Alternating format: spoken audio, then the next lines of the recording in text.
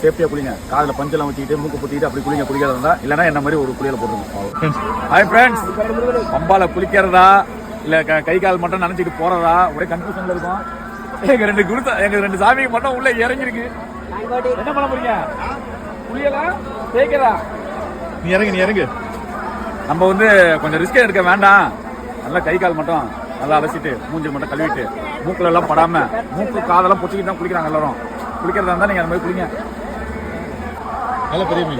யாருமே இங்க ரொம்ப குளிக்கல போல இருக்கு. அதனால பாருங்க இவ்வளவு பெருசு இருக்கு மீன் எல்லாம். கழிச்சு விட்றாருமா? அவ்வளவு மீன் இருக்குங்க. வா, புண்ணிய நதியே குளிக்க கூடாதுன்றாங்களே.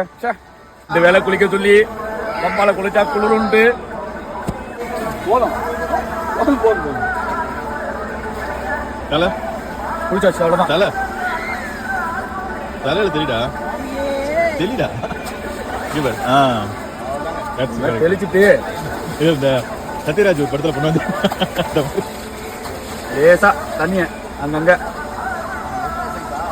இருக்குண்ணா. குட்டீஸ்லாம் இருக்கா வீட்டுல, அது ஒரு பயம் தான், வேற ஒண்ணும் இல்லை. சேஃப்டியா குளிங்க. காதுல பஞ்செல்லாம் வச்சுக்கிட்டு மூக்கு பொத்திக்கிட்டு அப்படி குளிங்க. குளிக்கிறதா இருந்தா இல்லைன்னா என்ன மாதிரி ஒரு குளியலை போட்டுருங்க. பாய்.